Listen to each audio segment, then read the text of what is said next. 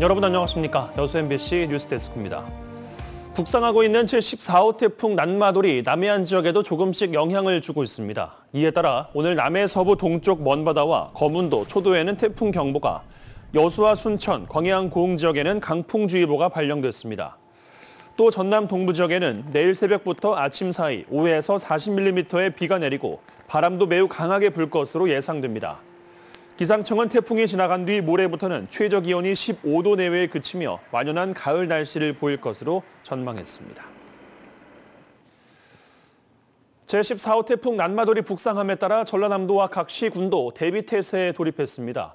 전라남도는 어제 22개의 시군과 비상대책회의를 갖고 태풍 대응 상황을 점검한 데 이어 오늘 오전 10시를 기해 비상 1단계를 발령하고 상시 근무 체제에 들어갔습니다.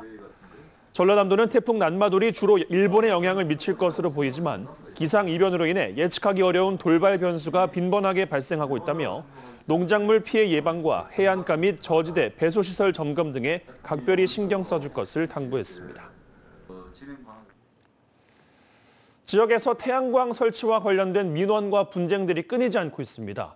순천의 한 야산에서는 묘지 바로 옆에 태양광 패널이 설치돼 갈등이 벌어지고 있는데요. 알고 보니 순천시가 규정도 지키지 않고 허가를 내준 것으로 드러나 논란이 커지고 있습니다. 강서영 기자입니다. 솟아오른 두 봉분이 태양광 패널로 둘러싸여 있습니다. 기존의 묘지와 통하던 진입로도 안쪽까지 들어선 태양광 패널이 가로막아 버렸습니다. 현행법상 태양광 패널이 설치될 때 묘지와 이격거리를 두거나 인근 묘지 주인의 동의를 받을 의무는 없기 때문에 순천시가 토지 주인의 신청대로 묘지 옆에 설치 허가를 내준 겁니다. 부모의 묘지 앞까지 들어선 태양광 패널 앞에서 아들인 박대순 씨는 분노를 터뜨리고 있습니다. 사이가 몰래 이렇게 만드는데 어느 자식이 보다도 땅을 주고 황옥으로 목구멍에서 피가 납니다, 이거. 분쟁은 행정소송으로까지 번지고 있습니다. 해당 부지와 마을 사이의 최소 직선 거리는 295m로 의무 거리 기준인 300m를 충족하지 못하는데도 순천시가 허가를 내준 사실이 드러났기 때문입니다. 순천시는 허가 당시 해당 부지가 직선 거리 조건을 충족하지 않는다는 걸 몰랐다고 해명하면서도 이후 사업자가 300m 이격 조건에 맞춰 부지 면적을 축소시켜 공사를 마무리했기 때문에 큰 문제는 없다는 입장입니다. 그러나 박 씨는 부당하다며 허가 취소를 요구하고 있습니다. 5m를 쉽게 해서 축소를 해서 허가를 내줬다는데 지금 이 법은 신법은 500m인데도 불구하고 그거를 무시를 하고 계속 위법을 하고 있다는 거지. 한편 민원 제기에 따라 현장 조사에 나섰던 전라남도는 순천시가 이격거리 허가 규정을 위반한 사실을 확인했다며 해당 공무원을 문책할 예정이라고 밝혔습니다. MBC 뉴스 강서영입니다. 광양 국가산단에서 지난 14일에 이어 또다시 추락으로 인한 사망사고가 발생했습니다. 광양소방서 등에 따르면 어제 오전 11시 35분쯤 광양시 태인동에 있는 한 업체에서 50대 남성이 추락했다는 신고가 접수됐습니다. 신고 당시 해당 노동자는 맥박과 호흡이 없는 상태였으며 구급대원들이 심폐소생술을 실시하며 병원으로 이송했지만 결국 숨졌습니다. 경찰 등 관계기관은 공장 관계자를 상대로 정확한 사고 경위와 안전조치 준수 여부 등을 조사하고 있습니다.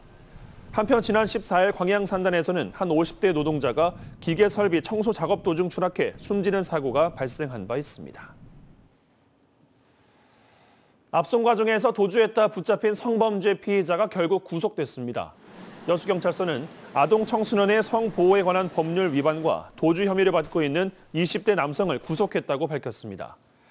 해당 남성은 올해 2월부터 4월까지 여수에서 청소년을 대상으로 성매매를 알선한 혐의로 체포됐으며 입감 직전 감 씨가 소홀한 틈을 타 도주했다가 이튿날 인천에서 붙잡혔습니다. 경찰은 해당 남성이 여수를 빠져나갈 당시 지인이 운전하는 차량을 얻어 탄 것으로 보고 이에 대해서도 수사를 벌이고 있습니다. 지방의원들의 겸직 현황이 제대로 공개되지 않는다는 지적이 이어지면서 지방의회별로 속속 정보를 게시하고 있습니다. 하지만 모든 걸 깔끔하게 밝히지 않고 있는 문제는 여전합니다. 김진선 기자가 취재했습니다. MBC가 확보한 12대 전남도의회 61명의 최초 겸직 현황 신고서입니다. 이현창 도의원은 건설업체 부장을 맡고 있고 연 2천여만 원을 받는다고 신고했습니다. 그러나 전남도의회가 최근 게시한 겸직 현황에는 이 의원의 겸직 사실이 빠졌습니다. 이 의원은 상임위원회가 안전건설 소방위원회로 정해진 뒤 이해충돌 문제를 우려해 건설사를 그만뒀다고 밝혔습니다. 이 상임위 어디 배정될지 몰라서 주춤하고 있었는데 안건수로 배정된 다음에 바로 준비를 했었고. 해남군의회에서도 겸직 문제로 인한 이해충돌 우려가 제기됐습니다. 그래서 의원들이 줄줄이 상임위원회를 변경하거나 겸직하는 직위에서 물러나는 일이 빚어졌습니다. 그 개인 업무하고 이렇게 중복될 수 있으니 이게 저촉 사유가 돼서 그래서 바꾸시는 걸로 권유를 드린 거죠.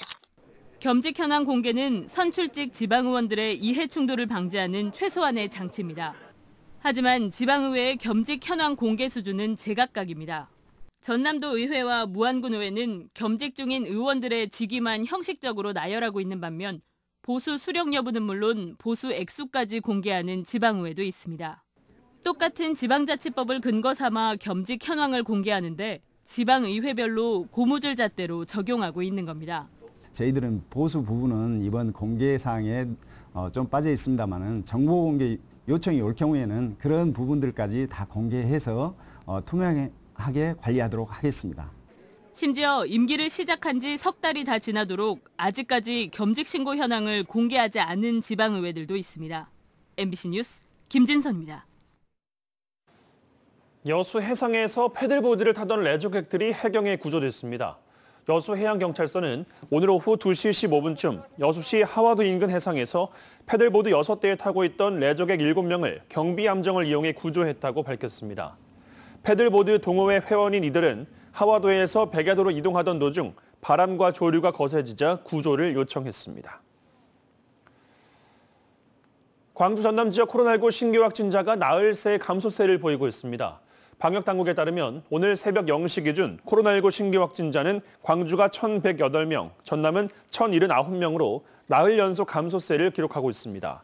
코로나19 사망자는 광주가 2명, 전남은 1명이며 연령별 확진 비율은 60대 이상이 390명으로 전체 감염자의 36.1%를 차지했습니다.